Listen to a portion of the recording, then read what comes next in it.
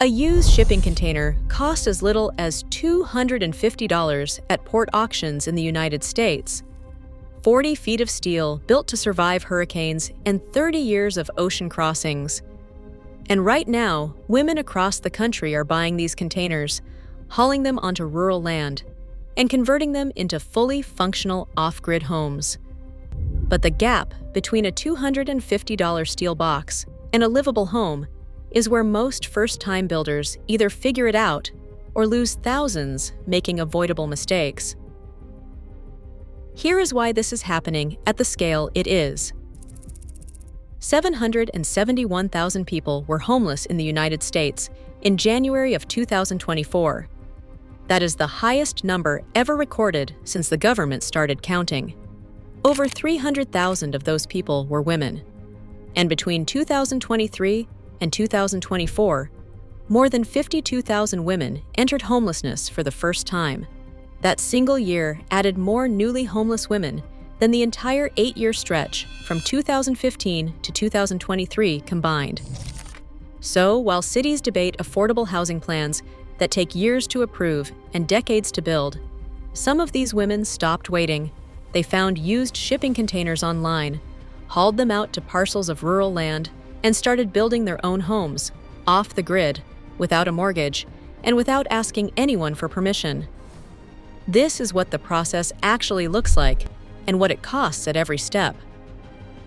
If you had walked past a shipping port in Los Angeles or Savannah, Georgia 10 years ago, you would have seen thousands of steel containers stacked 6 high in rows that stretched for miles. Those containers crossed oceans carrying furniture, electronics, clothing, and machinery. And after their shipping life ended, they just sat there, rusting in port yards with no buyer and no purpose. What nobody was paying attention to at the time was that these 40-foot steel boxes were engineered to survive hurricane-force winds, saltwater corrosion, and being stacked under the weight of dozens of identical containers at sea. They were built to last 30 years minimum in the harshest conditions on the planet, and the shipping companies were practically giving them away because storing empty containers costs money, and it was cheaper to sell them at a loss than to keep paying for port storage. That is where the $250 price tag comes from. It is not a fantasy number. At major ports near Houston, Long Beach, Newark, and Charleston, surplus containers in as-is condition have sold at auction for as little as $250 to $500. These are the ones with dents, surface rust, maybe a door that sticks. They are not going back on a cargo ship. They are the containers that nobody in the shipping industry wants anymore. And that is exactly what makes them perfect for someone who needs a roof over her head and has almost nothing to start with. Now, the honest reality is that you are not getting a move-in ready home for $250. You are getting a shell, a 260 square foot steel box that smells like ocean salt and has 0 windows. The container itself is just the starting point. And the women building these homes understand that better than anyone because they are the ones doing the actual work. The first thing that has to happen is finding the right container. A standard 20-foot shipping container gives you about 160 square feet of interior space. That is roughly the size of a large bedroom. A 40-foot container doubles that to 320 square feet, which is bigger than a lot of studio apartments in New York City. The high cube version adds an extra foot of ceiling height, bringing the interior up to nearly 8 feet tall. For anyone who has slept on a shelter cot or in the back seat of a car, that kind of space feels enormous. The cheapest way to source a container is to find one near a major port city where surplus inventory piles up. Websites like Container Exchange, Pelican Containers, and regional port auction listings let you search by zip code and condition. In 2026, the national average price for a used 20-foot container is about $1,786. Used 40-foot containers average around $2,100. If you are willing to accept cosmetic damage and drive to pick it up, you can go significantly lower. As is 20-foot containers, the ones with the most wear, sell between $500 and $1,200 depending on your location. Getting the container to your site is the next major cost. Delivery charges run anywhere from $200 to $1,000 depending on distance. You need a flat, cleared area with at least 110 feet of straight, unobstructed space for the truck and trailer to maneuver.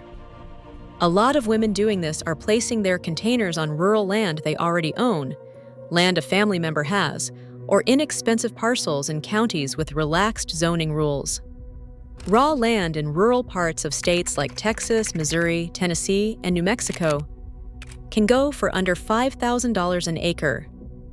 This is where the build begins to feel real, and it is also where the budget questions start piling up.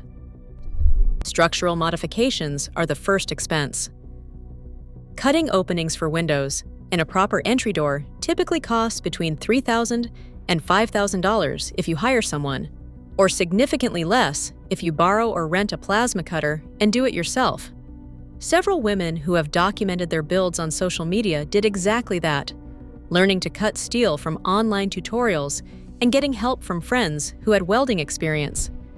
But here's the part that catches most first-time builders off guard. Insulation is not optional, and getting it wrong will make your container unlivable. A bare steel container will swing 50 degrees or more between day and night. In summer, the interior feels like a convection oven.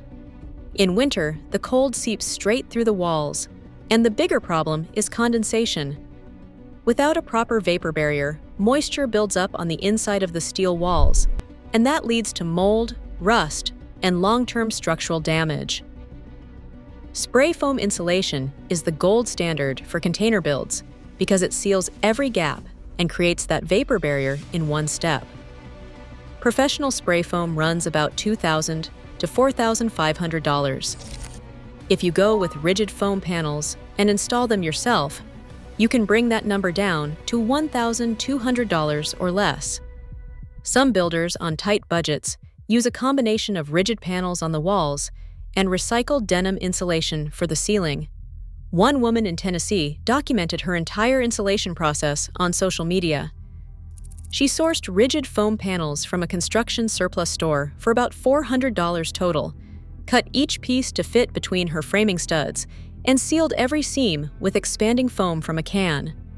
Her total insulation cost came in under $600 for a 20-foot container. After insulation, the interior starts to take shape. Framing out the walls with standard 2x4s and covering them with plywood or drywall creates a surface that looks and feels like a normal home. A woman in British Columbia named Sabiston did her entire build this way in 2023.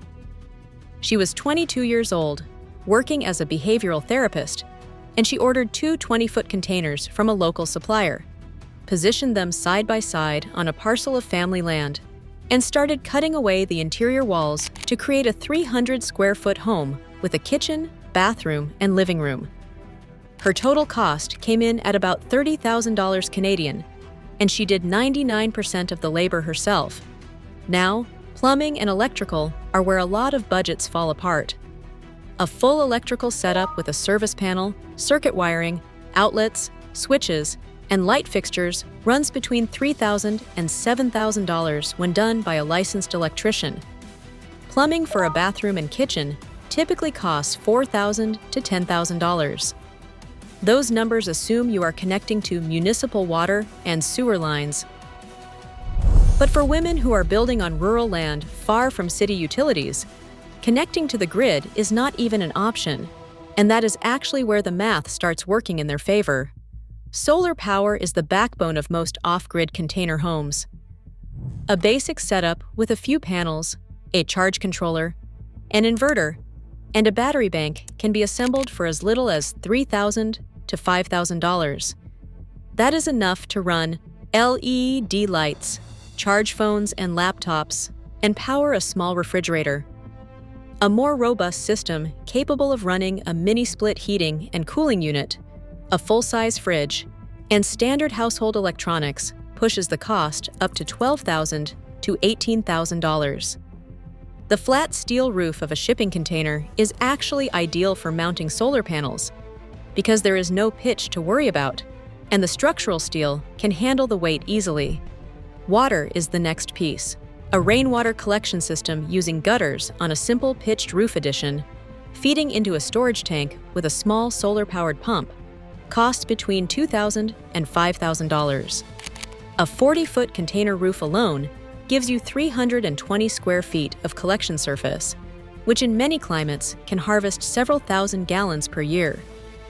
Paired with a good filtration system, that water serves the kitchen, shower, and even drinking needs. Composting toilets eliminate the need for a septic system entirely. A reliable composting toilet costs between $900 and $2,000 and requires no water connection, no plumbing, and no permits in many jurisdictions.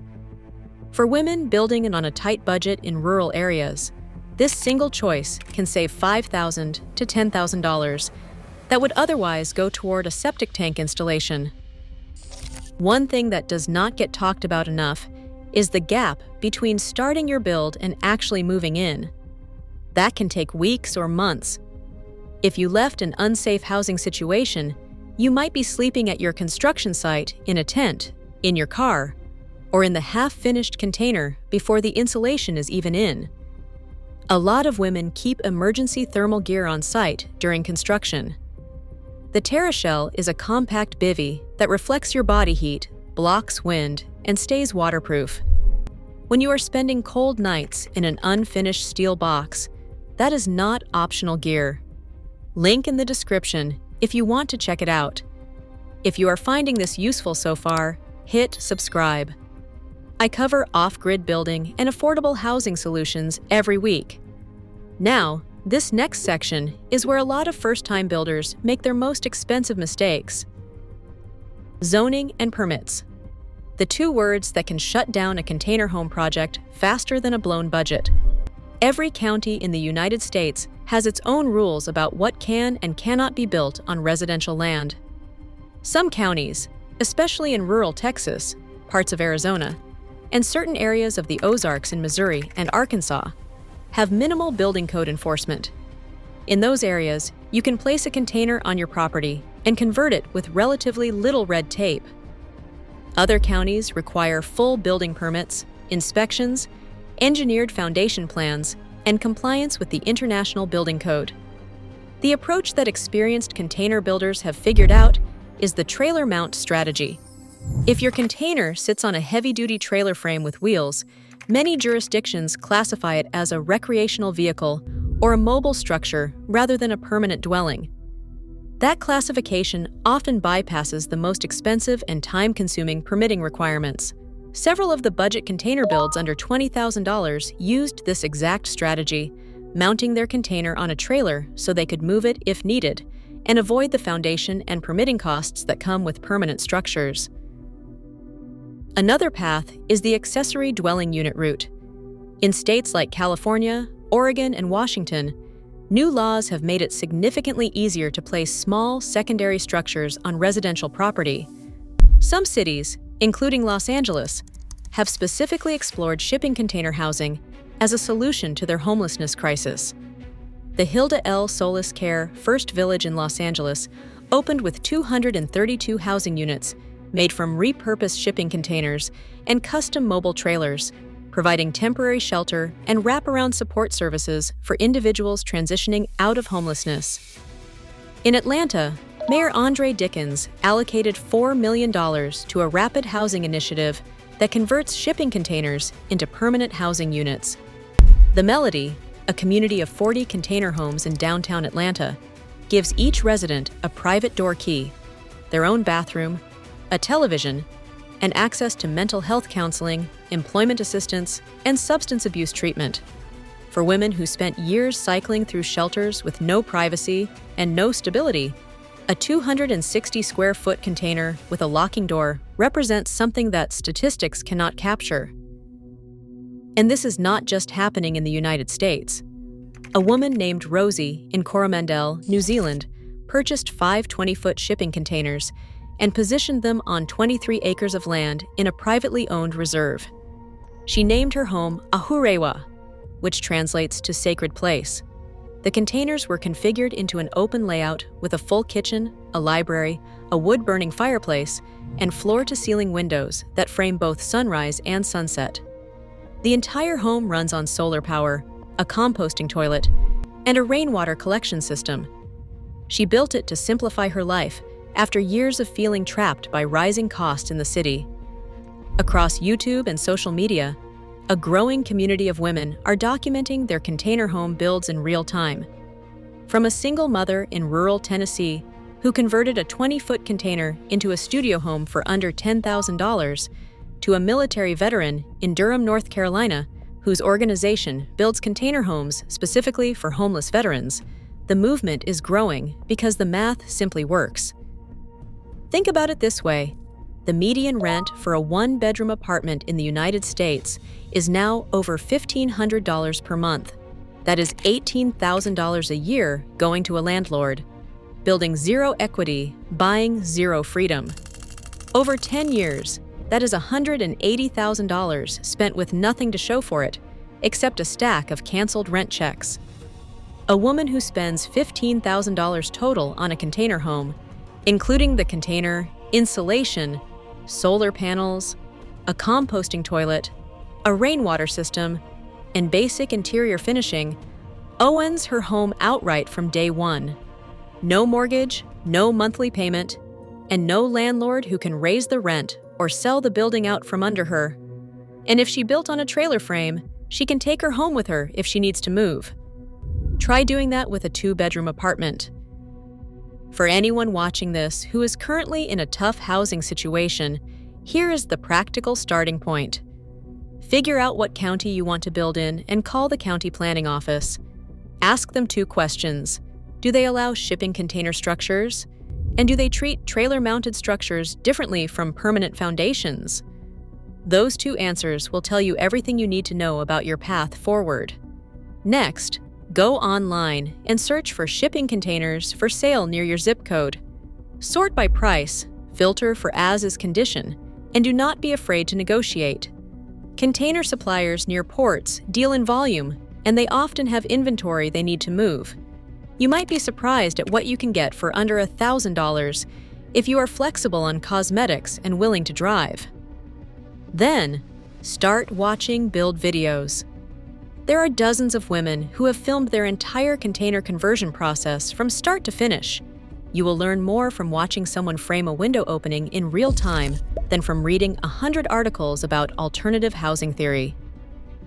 The housing crisis in this country is not going to fix itself from the top down. Washington has been debating affordable housing bills for longer than some of the people sleeping on the streets tonight have been alive.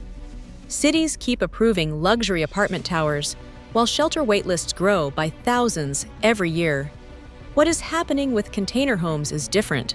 It is women who decided that waiting for the system was not a strategy. They found a steel box for a few $100s. They learned to cut windows and spray insulation from videos on their phones. They wired solar panels and plumbed rainwater systems using skills they taught themselves.